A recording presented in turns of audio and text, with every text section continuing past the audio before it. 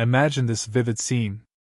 A solitary horseman, defying all military protocol, breaks from his formation and gallops headlong towards a formidable wall of 7,000 enemy shields. This is no commanding general, but rather a juggler named Taillefer. With two massive armies watching in stunned silence, he dramatically throws his sword skyward into the overcast gray, expertly catches it by the hilt, and then begins to sing. An English soldier, presumably attempting to silence this audacious display, steps forward. Taillefer, with a sudden spur of his horse, delivers a single devastating swing, decapitating his challenger. He then erupts into roaring laughter, urging his mount directly into the deadly spear points of the enemy front line, where he is almost instantly cut to pieces. This shocking act of theatrical violence, a macabre performance on the battlefield, served as the catalyst for the Battle of Hastings in 1066, a brutal 9-hour catastrophe that would utterly extinguish the Anglo-Saxon aristocracy before the day was done.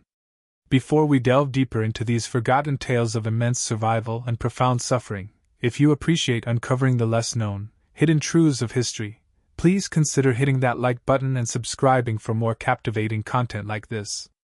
Also, feel free to leave a comment below and share where you're tuning in from. I genuinely find it remarkable how we are collectively exploring these ancient narratives, connecting across vast distances and different eras, all united by our shared fascination with the past. Taillefer's audacious, suicidal charge effectively shattered the eerie spell of silence that had fallen over the armies. A primal, collective scream erupted from the Norman lines as 7,000 men surged forward, scrambling frantically uphill through the thick mud, desperate to cover the ground quickly before their initial burst of courage could dissipate. At the summit of the ridge, the English army stood ready, their linewood shields locked together, rim over rim, forming an impenetrable, solid wooden rampart, a formidable defensive structure they called the war hedge. The ensuing collision resonated like a deafening thunderclap as the leading ranks of the Norman infantry violently slammed their bodies into the unyielding English shield wall. At that moment, the grim laws of physics took over. The sheer momentum of thousands of men pushing relentlessly from behind transformed the front lines into a horrifying human hydraulic press. Ribs audibly snapped, lungs collapsed, and men who perished in that initial, brutal crush often remained upright, held horrifyingly in place by the immense, sustained pressure of the living bodies surrounding them. Such was the stark, brutal reality of the shield wall. It effectively negated every single advantage the Normans brought to the field. Arrows harmlessly ricocheted off the tightly interlocked wooden shields. Spears, no matter how forcefully thrown, failed to penetrate the double-layered hide that reinforced the defense. King Harold's elite shock troops, the formidable English housecarls, stood poised, patiently awaiting any potential gaps. Whenever a Norman soldier faltered or stumbled on the slick, blood-soaked grass, a massive two-handed Danish axe would swing down with deadly precision.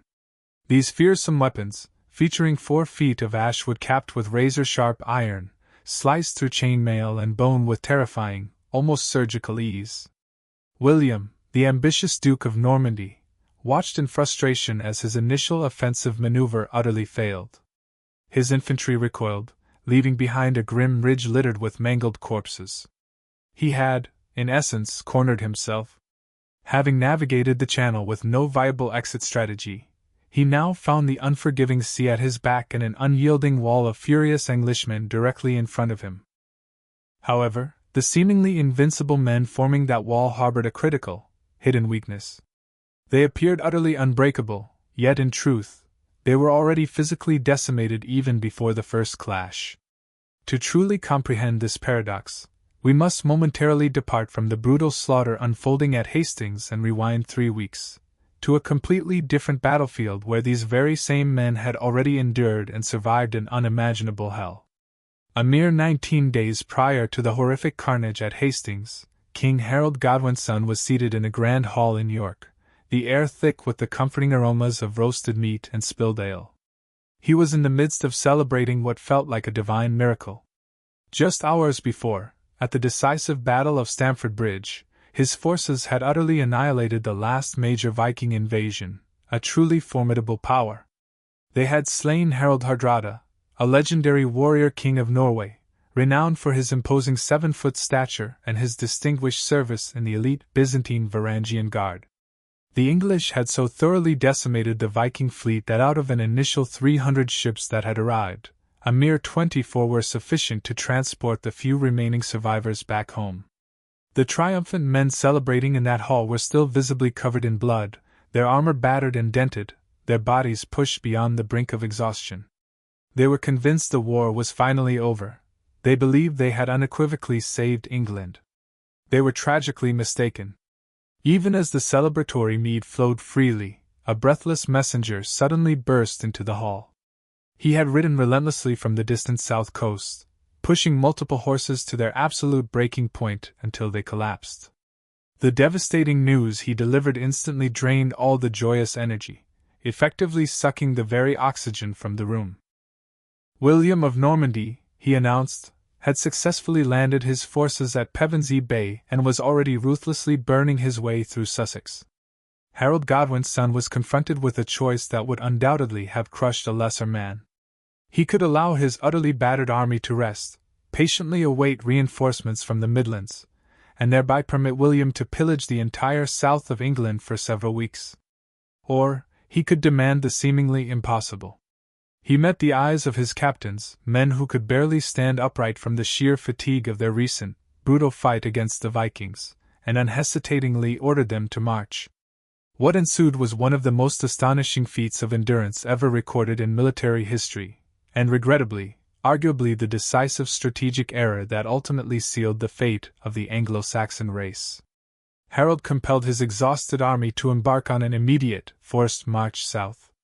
They covered an astonishing 190 miles in a grueling period of less than 2 weeks.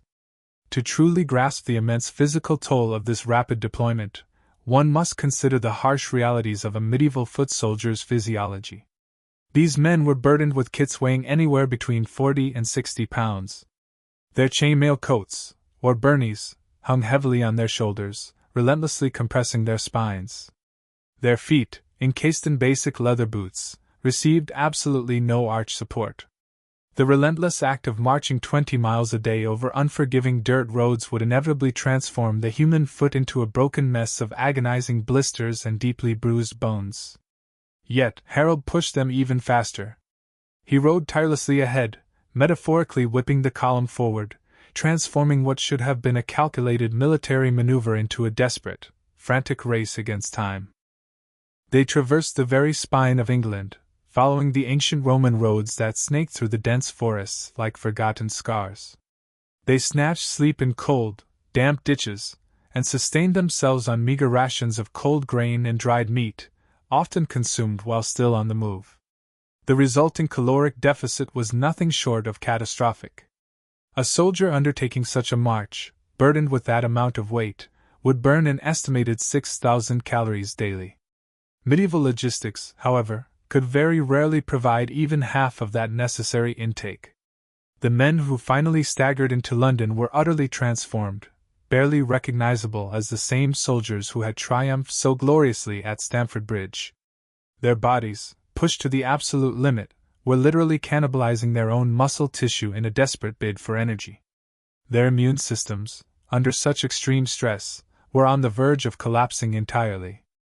Harold allowed his army only a few days of respite in London, just enough time to gather fresh levies, the local militia, known as the Fyrd. But the hardened core of his fighting force, the housecarls, those professional, elite warriors who constituted the very iron spine of his formidable shield wall, were beyond exhausted. These men had endured a punishing march north, fought a brutal, hand-to-hand battle to the death against the Vikings, and then, with barely a moment's pause, were forced to march immediately south again. Their joints were inflamed with agony, their once razor-sharp reflexes dulled by weeks of chronic sleep deprivation. When they eventually arrived at the critical mustering point, a familiar landmark known as the Hoar Apple Tree, they were running purely on the fumes of adrenaline. From their vantage point, they could clearly see the columns of smoke spiraling upward from the villages William was mercilessly burning, a grim reminder of the threat. The psychological burden was every bit as crushing as the physical one. They had already defended their country once, effectively and heroically, only to be commanded to do it all over again, now against a completely new and equally formidable adversary. Meanwhile, across the valley, a stark contrast emerged. The Norman forces were exceptionally well fed and rested. William's army had spent the preceding 2 weeks ruthlessly terrorizing the local peasantry, systematically consuming their livestock and draining their wine cellars. They were not only physically rested but, while undoubtedly anxious about the impending conflict, their muscles were brimming with glycogen, and their minds were sharp and focused. Harold had indeed arrived, but he had done so with a speed that proved to be his undoing. In his desperate rush, he had been forced to leave his vital archers behind in the north, as they simply could not keep pace with the faster cavalry and infantry. This critical absence of English archers would, in the hours that followed, prove to be a fatal strategic disadvantage. He had arrived with a shield wall composed entirely of utterly exhausted men, and was now asking them to withstand and repel a fresh, powerful tide of Norman heavy cavalry. Back on the hallowed ground of Senlac Hill, the initial hour of the brutal battle concluded with the Normans appearing to retreat. The English forces, witnessing this apparent victory, erupted in triumphant cheers. The sudden surge of adrenaline from seeing their enemy flee momentarily obscured the profound, bone-deep fatigue that plagued their bodies. However, adrenaline is a finite resource, a temporary illusion of strength. As the sun ascended higher in the sky and the initial euphoria of the retreat began to wane, the grim biological realities of the preceding 3 weeks of forced marches and relentless battle started to assert themselves. Lactic acid accumulated painfully in their muscles, and their precious water supplies dwindled dangerously. Down in the valley, William, ever the cunning strategist, was calmly regrouping his men, meticulously preparing to test the absolute limits of how much punishment these walking corpses of the English army could possibly endure. While Harold's men had been literally bleeding and dying in the mud-soaked battlefields of the Midlands, the formidable man awaiting them on the south coast was engaged in a very different, yet equally desperate, struggle, a war for his own precarious legitimacy. History, in its grand narrative, now remembers him as William the Conqueror, the seemingly inevitable monarch of England. Yet, on the fateful morning of October 14, 1066, he was widely known as simply William the Bastard, an illegitimate duke who had spent his entire tumultuous life navigating and surviving countless assassination attempts and brutally crushing numerous rebellions. Far from being a king-in-waiting, he was, in essence, a high-stakes gambler, pushing all his chips directly to the center of the table in a winner-take-all gamble. The sheer undertaking of invading England represented a logistical nightmare that verged on outright insanity. For many months leading up to the invasion, William meticulously assembled a diverse army comprised of mercenaries, ambitious adventurers, and the landless second sons from across northern France. He enticed them with grandiose promises of land and gold that he, at that point, did not yet possess. To successfully transport this vast force across the formidable English Channel, he was compelled to construct an entire fleet from the ground up. The ancient forests of Normandy were relentlessly felled to build an astonishing 700 transport ships. These vessels were a far cry from the sleek, agile longships of the Vikings. Rather, they were cumbersome, heavy, and awkward floating barges. The most significant challenge, however, was their precious cargo. William achieved something no general had successfully accomplished on such a massive scale since the days of the Roman Empire. He transported a full, formidable force of Norman heavy cavalry across the treacherous open sea. Picture, if you can, the sensory hell within those ships. 2,000 powerful warhorses, specifically bred for aggression, were packed tightly into swaying wooden hulls for endless hours. The overwhelming stench of fear, combined with manure, would have been unbearable. The nightmare scenario was that if even a single horse panicked in the cramped hold, it could potentially kick a hole in the hull, dooming the entire vessel. The fact that William managed to land this entire force intact at Pevensey Bay, without losing even half his fleet to the unpredictable weather, stands as a true miracle of medieval logistics. Yet, this logistical miracle abruptly ceased the moment their ships touched the English beach. A well-known tale recounts that upon making landfall, William famously stumbled, falling face first into the English sand. A collective gasp rippled through his notoriously superstitious troops, who immediately interpreted this as a dire omen. However, with quick thinking and characteristic resolve, William instantly scooped up 2 fistfuls of the wet grit, rose to his feet, and boldly declared, "See, I have taken England with both hands!" Whether this dramatic anecdote is historical truth or clever Norman propaganda, one undeniable reality remained: William was effectively trapped. He had no established supply lines, no secure harbor to retreat to. He was deep within hostile territory, with the notoriously treacherous English Channel at his back, the same body of water that had kept him stranded in France for weeks due to unfavorable winds. He understood with chilling clarity that retreat was simply not an option. If he were to lose this decisive battle, there would be no orderly evacuation. The enraged local English population would relentlessly hunt down every single straggler. Moreover, his ambitious rivals back in France would undoubtedly carve up his duchy before his body was even cold. This profound sense of desperation wholly dictated his aggressive strategy at Hastings. When his gaze fell upon the formidable English shield wall entrenched on the ridge, he didn't merely perceive a tactical problem, he saw a relentless ticking clock. He knew that King Harold's reinforcements were steadily approaching. Every hour he hesitated, the English forces would grow stronger, their numbers swelling. Conversely, every day he waited, his own dwindling supplies would become critically low. He had to force a conclusion, and he had to do it now. Consequently, William made a bold and highly unconventional move. He sent his heavy cavalry charging uphill. This action defied standard military doctrine, as heavy cavalry typically relies on immense momentum and the shock of impact, ideally charging across flat ground to effectively shatter enemy infantry formations. Assaulting a steep slope like Senlac Hill inevitably stripped the warhorses of their crucial speed and impetus. It was a clumsy, almost desperate maneuver, born from the terrifying realization that any stalemate would inevitably lead to their utter destruction. As the Norman knights spurred their powerful destriers up the treacherous incline, they were not merely fighting for the honor of their duke, they were fighting for their very survival, for the only possible exit from their perilous predicament. They slammed into the unyielding shield wall, their lances splintering against the tough limewood, their horses rearing and screaming in agony as English axes bit deep into their chests. They were repelled, only to fall back, regroup, and then charge again. And again. This was not yet sophisticated, strategic warfare. This was pure, unadulterated panic weaponized. William was relentlessly throwing his men against the impenetrable wall, desperately hoping it would somehow break before his own luck ran out entirely. King Harold Godwin's son, while undoubtedly physically exhausted, was far from a fool. He recognized that his depleted forces could not possibly contend with the Normans in a conventional, flat-ground battle. Therefore, he masterfully compelled them to fight a vertical one. He strategically planted his royal standard, known as the Fighting Man, at the absolute summit of Senlac Hill.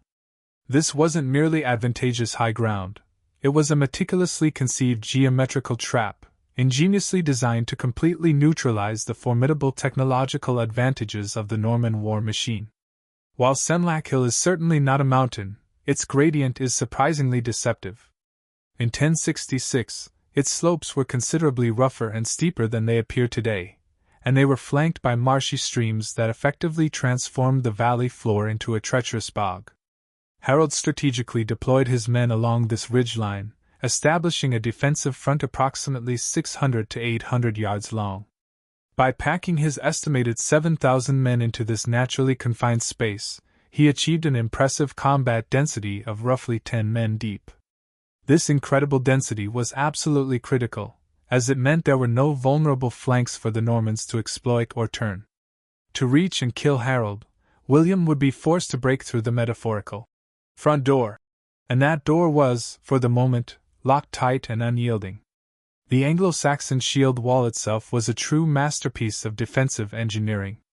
It was far more than just a disorganized mass of men, it functioned as a sophisticated, composite structure. The soldiers in the front rank held their shields, typically round, crafted from lime or willow wood, and covered in protective leather, overlapping them by almost half. This meticulous arrangement created a continuous, unbroken surface that was designed to expertly disperse the kinetic energy of any incoming blows across multiple men. When a Norman lance struck a single shield, the immense force was absorbed not just by the man holding it, but also by the two powerful men bracing him on either side. It was, in essence, a living, breathing shock absorber constructed from wood and raw muscle. Standing firm like unyielding iron pillars within this wall were the legendary housecarls.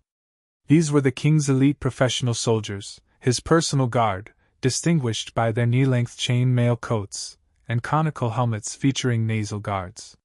Yet, their most defining feature was the fearsome weapon they wielded, the formidable two-handed Danish axe. This weapon was an astonishingly efficient killer. With its 4-foot ashwood haft and heavy, razor-sharp iron head, it generated enough torque to effortlessly hack through a horse's neck or cleave a sturdy Norman shield completely in two. However, employing this devastating weapon demanded a terrifying trade-off. To execute a full swing of the axe, a housecarl was forced to sling his shield over his back, momentarily leaving his chest dangerously exposed for that fleeting split second of the strike. Their combat strategy was a precise rhythm of calculated vulnerability. Patiently wait for the enemy to strike, absorb the impact with the collective strength of the wall, then swiftly step out and deliver a devastating killing blow while the enemy was momentarily recovering.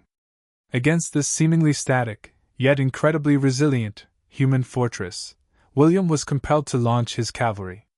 However, warhorses, unlike machines, possess powerful self-preservation instincts.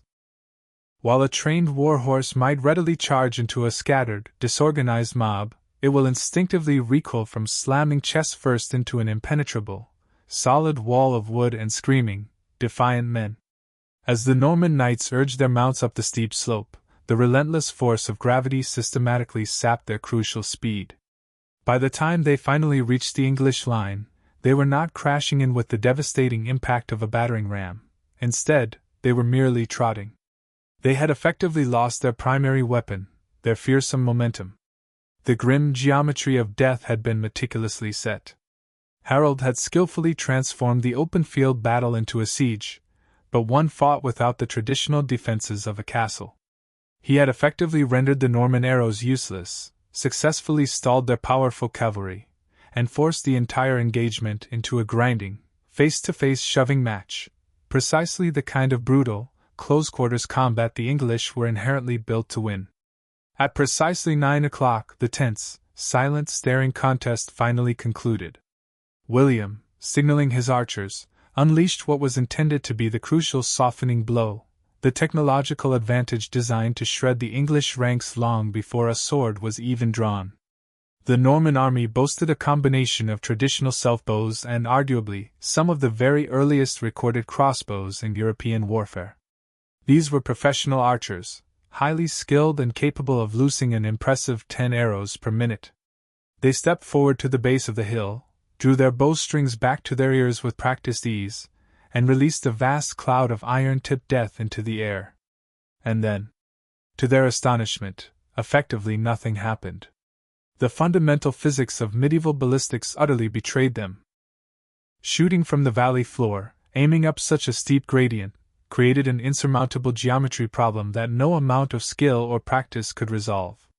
If the archers aimed their projectiles directly at the enemy, the acute upward angle of the hill caused the arrows to strike the English shields flat on, thereby losing almost all their kinetic energy.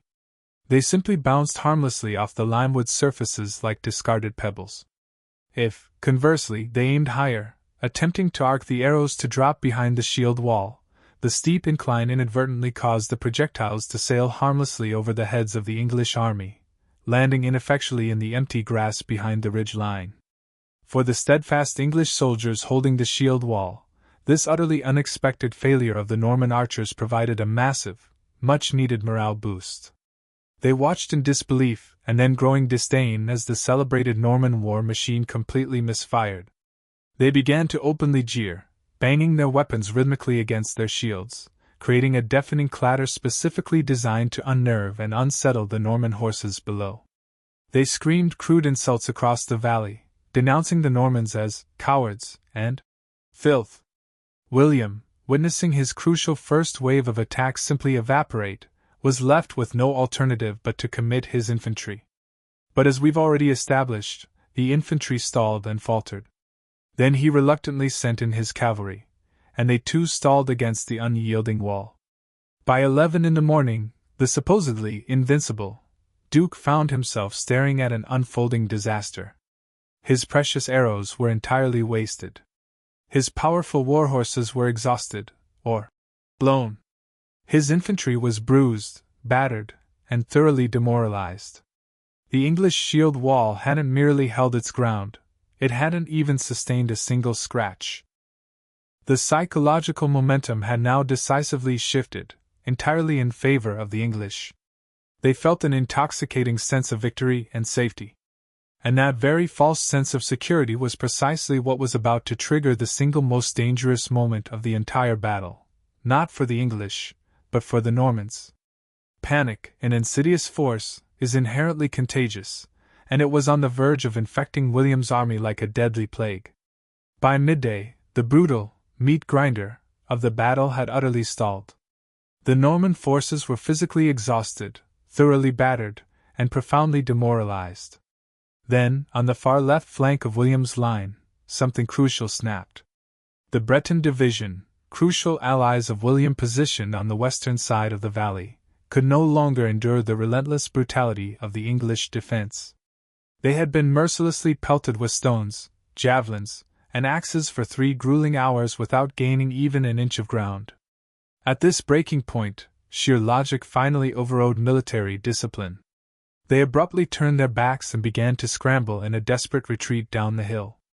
Panic on a medieval battlefield functions like a virulent biological contaminant. It spreads from man to man with far greater speed than any plague. Witnessing the Bretons flee, the very center of the Norman line began to visibly waver. Then, a terrifying cry went up, a collective scream that nearly brought the entire Norman conquest to an abrupt, muddy end right then and there. "The Duke is dead! William is dead!" This devastating rumor tore through the ranks like wildfire. In the utter chaos of the melee, William's horse had indeed been killed beneath him. Seeing his empty saddle, or perhaps simply failing to spot his distinctive banner amidst the swirling battle, the army immediately assumed the worst. What had begun as a retreat swiftly escalated into a full-blown rout. The entire invading force, now utterly broken, began to slide pell-mell back towards the sea. The English on the hill, witnessing this dramatic collapse, roared in unadulterated triumph. The battle, they believed, was effectively over. But William the Conqueror, far from being dead, was absolutely furious. Realizing that his entire lifelong dream was rapidly dissolving before his very eyes, William swiftly grabbed a fresh horse and courageously rode directly into the path of his own fleeing soldiers. In one of the most iconic moments of military history, a scene famously immortalized on the Bayeux Tapestry, he committed an act of seemingly suicidal recklessness. He dramatically ripped off his helmet. On a chaotic battlefield swarming with deadly stray arrows and javelins, exposing one's skull in such a manner was sheer madness. But William desperately needed his men to see his eyes, to witness the burning, unyielding rage within them. He stood high in his stirrups, his face crimson with exertion and fury, and roared with a voice that cut through the deafening din of battle. He bellowed, "Look at me! I am alive! And by the grace of God, I will conquer!" He didn't solely rely on words to rally his men, he employed direct, brutal violence. He swung his spear not at the distant English enemy, but at his own retreating men, physically beating them back into line, threatening to kill them himself if they dared take another step towards the safety of the ships. The profound shock of seeing their supposedly dead leader alive and screaming orders at them instantly snapped the Normans out of their debilitating panic. The uncontrolled rout halted, and the line, against all odds, stabilized. William had miraculously saved his army from total and irreversible collapse. Yet, in that very moment of extreme chaos, he keenly observed something else, something that would irrevocably alter the course of the entire afternoon. When the Bretons had broken and run, a significant group of English soldiers on their right flank had done precisely what King Harold had strictly forbidden them to do. They had impulsively broken the protective shield wall to chase after the fleeing enemy. They had abandoned the impregnable safety of the hill, now finding themselves dangerously exposed out in the open. And William, wiping the grime and sweat from his now exposed face, instantly realized he had just been handed the literal key to the kingdom. There exists a primitive, instinctive circuit within the human brain that ignites when a predator perceives its prey attempting to flee. This powerful instinct overrides logic, and it overrides even the most rigorous training. For the men positioned on the right flank of the English line, primarily the Feigned, the local militia conscripted from the shires, the sight of the Bretons desperately fleeing was an impulse simply too potent to resist. They had endured 3 grueling hours of relentless abuse, holding their shields aloft until their arms screamed in agonizing protest. Now, their tormentors, their very enemies, were running. The primal urge to chase and kill was utterly intoxicating. Defying King Harold's strict, explicit orders to hold the line at all costs, hundreds of Englishmen spontaneously broke formation. They streamed impetuously down the hill, screaming for blood, abandoning the collective safety of their cohesive formation to chase the routing Bretons into the treacherous, marshy valley floor below. This singular moment was the undeniable turning point of the entire battle. As these Englishmen reached the flat ground, they instantly forfeited every single advantage they had previously held. They were no longer a formidable, solid wall. They were now a scattered, vulnerable mob. They were no longer standing on a defensive slope that naturally slowed down charging horses. They were on an open, killing floor. William, having just miraculously rallied his own panic-stricken troops, instantly recognized this golden opportunity. He immediately signaled his waiting cavalry. The Norman knights, who just moments before had been fleeing in disarray, skillfully wheeled their powerful war horses around in a tight, disciplined arc abruptly. The hunters became the hunted. The English militia suddenly found themselves completely cut off from the safety of the hill. Alone and exposed in the open terrain, they faced the full, overwhelming weight of the Norman heavy cavalry on flat ground, precisely the scenario the shield wall had been ingeniously designed to prevent. The grim result was not a battle, it was, in horrifying truth, an execution. The Norman knights swept ruthlessly through the scattered Englishmen, their lances leveling them, their swords brutally finishing the job. The desperate Englishmen attempted to rally, trying to form small, makeshift defensive circles, but without the impenetrable density and collective strength of the main wall, they were systematically picked apart, piece by bloody piece. From his vantage point at the top of the ridge, King Harold Godwin's son could only watch this unfolding horror, utterly powerless. He was unable to dispatch any aid, for if he sent more men down the hill to rescue them, he would fatally weaken the main shield wall even further, risking a complete and catastrophic collapse of his entire defense. He was forced, with agonizing pain, to let them die. Down in the valley, amidst the grim carnage of the shattered militia, a brilliant, chilling realization ignited within William's tactical mind. He observed the scattered bodies of the Englishmen who had been fatally lured out of their impregnable position.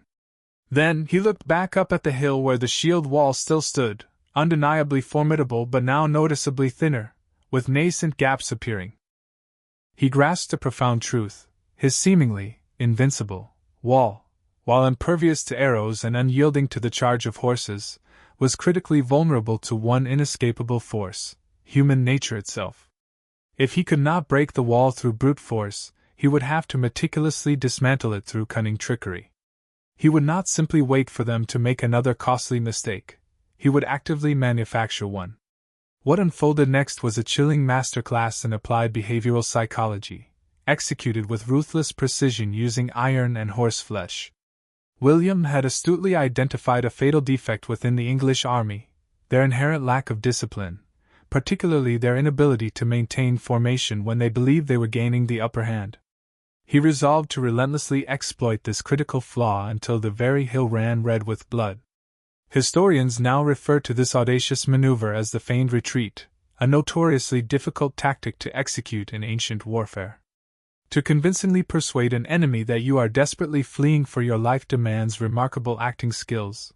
To then abruptly halt that feigned rout, pivot, and re-engage in combat requires an almost superhuman level of discipline. A misstep, and the fake retreat could all too easily devolve into a genuine, catastrophic rout. But William's knights were not mere crude thugs. They were highly trained, professional warriors. The grim pattern for the remainder of the afternoon became a relentless, repetitive cycle. A squadron of Norman knights would charge aggressively up the hill, engaging briefly in a clash with the shield wall. Then, upon a subtle, prearranged signal, they would let out screams of simulated terror, swiftly wheel their horses, and gallop headlong back down the slope. And almost every single time, despite King Harold's furious shouts to hold the line, groups of English soldiers, blinded by bloodlust and perceived victory, would eagerly take the bait. The intense adrenaline of battle notoriously narrows a man's vision, fixating him on the back of a fleeing enemy, triggering a primal scream from his brain. Chase him! Finish him! They would impulsively break formation, scrambling down the slope in small, eager clusters, jeering loudly at the cowardly French. The moment they reached the exposed killing ground at the bottom of the hill, the trap would mercilessly snap shut. The Norman knights would spin their powerful horses on a dime. The supposedly fleeing cowards would instantly transform back into formidable heavy cavalry. The isolated Englishmen, now hopelessly exposed, were surrounded and ruthlessly butchered. William repeated this devastating tactic not just once, nor twice, but consistently throughout the entire afternoon. It was the chilling logic of the meat grinder in full effect. He was systematically stripping the English army down, layer by brutal, agonizing layer. By 4 in the afternoon, the very nature of the battle had undergone a profound and irreversible transformation. The Anglo-Saxon shield wall, which had commenced the day as a dense, seemingly impenetrable fortress of roughly 10,000 determined men, was now reduced to a tattered, fragmented fence. The housecarls, those iron-willed warriors, were utterly exhausted, their arms heavy as lead from 7 hours of ceaseless axe-swinging.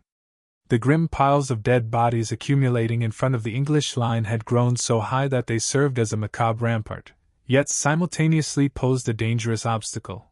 Men were now slipping on the slick blood and tripping over the corpses of their fallen brothers.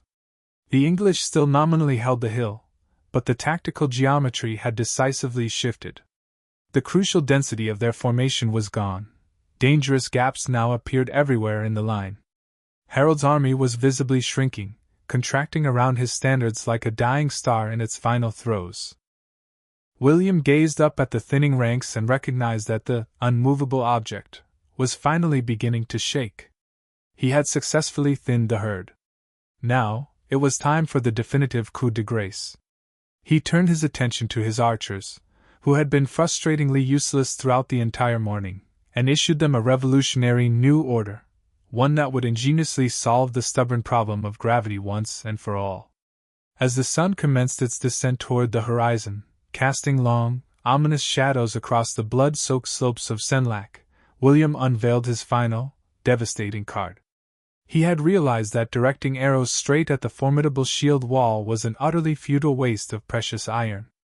Therefore, he issued his archers a counterintuitive, yet brilliant, command aimed for the sky. He instructed them to release their volleys at a high angle, creating a deadly parabolic arc. The arrows soared high into the air, momentarily stalling at their apex, and then plummeted straight down, accelerated by the unyielding force of gravity. This innovative tactic proved to be an absolute nightmare for the English defenders. Throughout the long day, they had maintained their shields resolutely in front of them, expertly blocking thrusting spears and horizontal projectiles. Now, however, death was raining down upon them vertically. To instinctively survive the relentless barrage of falling arrows, the English soldiers raised their shields desperately above their heads for cover. But in doing so, they inadvertently exposed their vulnerable chests and bellies to the Norman infantry who were simultaneously pressing forward, stabbing mercilessly from the front. It was an agonizing, devil's choice. Keep your shield raised to ward off the aerial assault and risk being stabbed in the gut, or keep your shield down to protect your torso and face the certainty of taking an arrow in the eye or face. Under this relentless and ingenious assault, the legendary war hedge began its catastrophic disintegration. The once impenetrable, tight-locking mechanism of the shields was broken, and critical gaps appeared everywhere along the line. And it was through one of these fatal gaps that destiny, cold and unyielding, found the King of England. The demise of King Harold Godwin's son remains one of the most intensely scrutinized and debated moments in medieval history, akin to the Zapruder film of its era, a singular instant analyzed, discussed, and mythologized for over 1,000 years. The widely popularized account, famously immortalized in the intricate Bayeux Tapestry, depicts him being struck by an arrow directly in the eye. Envision the sheer horror of such a specific, agonizing injury. If this narrative is indeed true, Harold would not have succumbed instantly. Instead, he would have likely desperately attempted to wrench the shaft from his own skull, blinded by his own blood, screaming in unbearable agony as the fierce battle raged mercilessly around him. However, earlier historical sources hint at a far grimmer, more brutal reality. The arrow in the eye might, in fact, be a later artistic metaphor, possibly symbolizing perjury or betrayal. The contemporary Song of the Battle of Hastings, composed shortly after the event, describes a focused, hit squad of 4 Norman knights deliberately breaking through the fragmented English line to reach the gravely wounded king. The account is chillingly gruesome. One knight brutally speared Harold through his shield, the second ruthlessly hacked off his head, the third barbarically disemboweled him, and the fourth, in a final act of desecration, cut off his leg. Whether his death came from a lucky, anonymous archer's shot or a brutal, almost gangland-style execution, the devastating result was unequivocally the same. The iconic fighting man banner, the symbol of English resistance, fell ignominiously into the mud. In medieval warfare, when a king falls, his army typically collapses with him. The implicit social contract that binds a man to stand and fight for his lord dissolves instantaneously. As the devastating news spread that Harold had fallen, the FYRD, the local militia, simply evaporated. They dropped their weapons and fled in terror into the encroaching darkness of the Weald Forest. But the Housecarls, those elite professional warriors, did not run. These loyal men were bound to their lord by an ancient, sacred code of honor, for to survive your king's demise was considered an indelible disgrace. They gathered resolutely around the king's mangled body, forming a final, tightening ring of unyielding steel. They fought not with any hope of victory, but with the sole, desperate aim of dying well, fulfilling their sacred duty. The Normans swarmed over them, hacking them down one by one with relentless savagery until an eerie silence finally reclaimed the blood-soaked slopes of Senlac Hill. As night descended upon Sussex, the horrific screaming of battle eventually ceased, replaced by a sound arguably even more disturbing, the low, guttural murmur of the corpse strippers. In the deepening darkness, local scavengers and opportunistic victorious soldiers moved like ghouls among the fallen, methodically peeling off armor, rings, and boots from the lifeless bodies. The hill that had moments ago been a battleground was now transformed into a gruesome butcher's shop. Somewhere within that tangled, macabre mess of flesh and iron lay the body of the King of England. He was so extensively mutilated, so terribly disfigured, that even his own mother would not have been able to recognize him. The monks of Waltham Abbey, who were eventually tasked with the solemn duty of recovering the royal body, tragically failed in their attempts to identify him. Ultimately, they were forced to send for Edith Swanneck, Harold's handfast wife, the woman who shared his intimate life. She walked painstakingly through the carnage by the flickering light of torches, her eyes scanning the pale, lifeless faces of the dead, until she finally found him, identifying her king not by his ravaged face, but by specific, private marks on his body known only to her. It was a final, deeply intimate tragedy amidst a day of monumental national catastrophe. The Battle of Hastings in 1066 was far more than a mere military defeat. It was, in essence, an extinction event for an entire way of life. In the months that ruthlessly followed, William didn't simply seize the crown. he systematically confiscated the entire country. To firmly shackle the subjugated population, he initiated a widespread campaign of building formidable stone castles across the land. The venerable Anglo-Saxon aristocracy was systematically, brutally erased from existence. Prior to Hastings, an estimated 4,000 English thanes held significant land ownership. 2 decades later, a mere 200 of them remained. The vast majority were either dead, exiled, or forcibly reduced to the impoverished status of peasantry. The entire ruling class of England was completely replaced by French-speaking Normans.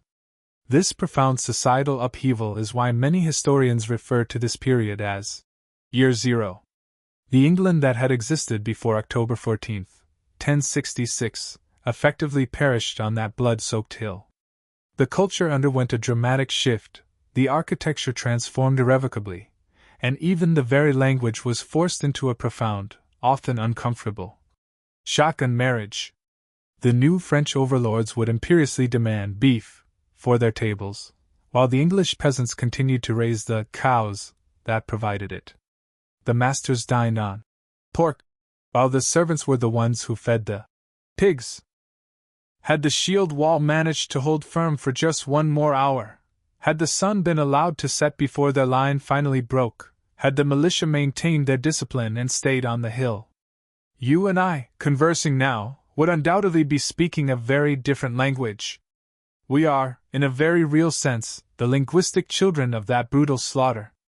The foundations of the modern English-speaking world are literally built upon the bones of the men who died on Senlac Hill. William the Bastard was forever transformed into William the Conqueror. Harold Godwin's son, once a powerful king, became little more than a tragic footnote in history. And the seemingly invincible shield wall, once a symbol of Anglo-Saxon might, faded into a distant memory, buried under the immense weight of history, standing as stark proof that even the strongest, most resilient defenses can ultimately be broken by a potent combination of unpredictable luck, widespread panic, and 9 grueling hours of relentless, grinding pressure. If you found this deep dive into the brutal meat grinder that was the Battle of Hastings compelling, you might be very interested in my next video, where we'll explore the remarkable man who came tantalizingly close to seizing the English throne from William, the legendary Viking giant, Harold Hardrada. You can click here to watch that video, or alternatively, check out the playlist displayed on your screen for more fascinating insights into pivotal turning points throughout history. Thank you for watching.